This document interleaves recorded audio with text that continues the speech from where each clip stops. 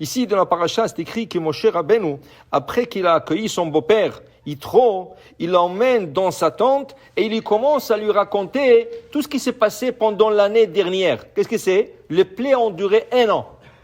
Donc, il lui a raconté la plaie de sang, la plaie de grenouille, la plaie, tout ce qui est arrivé, la sortie d'Égypte, la dernière plaie de Makat Bechorot.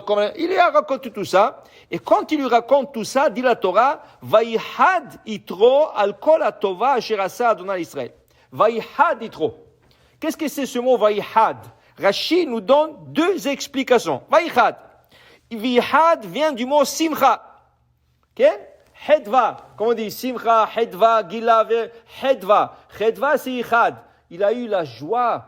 Il était content. Baruch Hashem, qui vous a fait tout ce miracle, il a puni les Égyptiens, qui vous ont fait du mal. Alors vraiment, il était content, Yitro, quand tu lui as raconté ça. Ça, c'est la première explication de Rashi. La deuxième explication de Rashi est assez intéressante. Il dit, sa chair est devenue chair de poule. Tous les poils sont mis debout, comme des épines.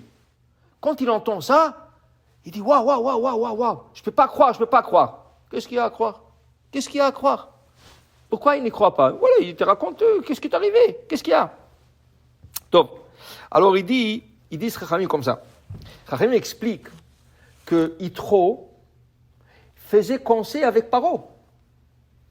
Yitro, c'était un conseiller du pharaon. Il y avait 3 conseillers. Il y avait Yitro, il y avait Balaam, et il y avait aussi Job. Les 3, ils ont fait conseil, et ils ont dit, qu'est-ce qu'on fait avec ces Juifs? Comment on se débarrasse des Juifs? Chacun a donné des idées.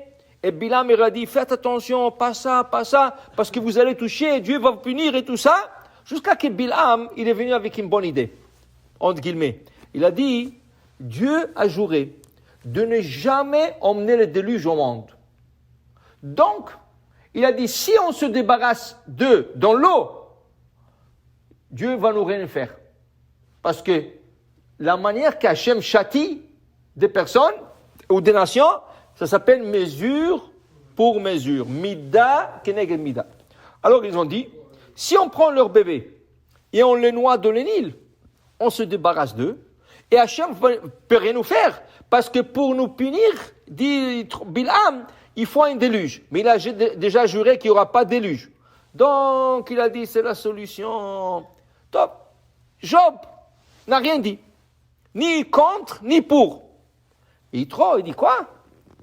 Vous allez prendre des bébés innocents et il n'était pas pro-juif, mais il était humain.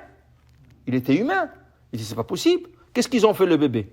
Quoi, tu prends un bébé qui vient de naître, qui vient de sortir de ventre de sa mère et tu le jettes dans l'eau? C'est pas humain. Il ne pouvait pas l'accepter. Il s'est sauvé. Il s'est sauvé dans le désert. Et là, après, 20 ans, 20 ans après, voilà que mon cher Rabbeinu qui va venir chez lui à la maison. Et il va épouser sa fille. Il va avoir 2 enfants avec elle. Maintenant que mon cher Rabbeinu lui raconte tout ça, Yitro a eu la chair de poule. Pourquoi? Il dit, regarde-moi ça. Qu'est-ce que Bilam nous a dit dans le conseil? Que Dieu ne va pas nous punir parce que pour nous punir, ça prend mesure pour mesure. Mais il a juré déjà qu'il ne va pas avoir un déluge. Mais regarde ici, il ne leur a pas amené le déluge, il leur a amené à eux dans l'eau. Eux, ils ont couru dans l'eau. Ça veut dire qu'en fin de compte, Hachem leur a puni mesure pour mesure.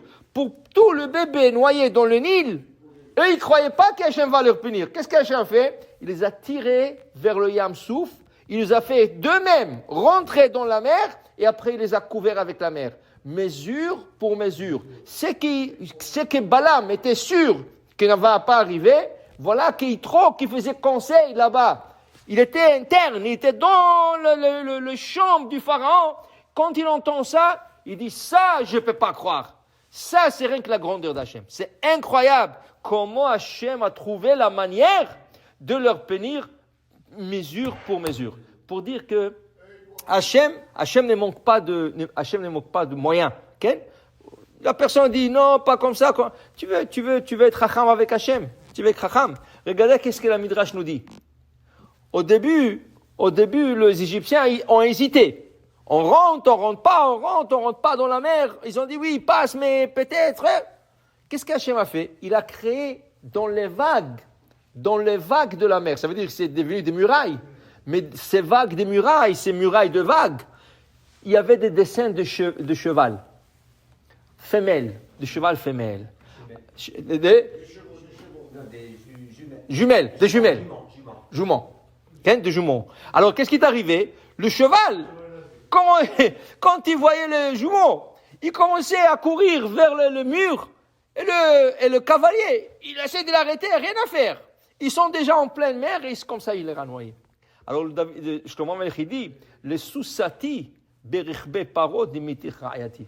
Akadosh Baruch Hu, il a trouvé la manière de leur tirer et de leur noyer. Alors, il a dit, ça, c'est que Hachem qui peut faire une telle chose. Baruch Adonai l'Olam. Amen ve Amen.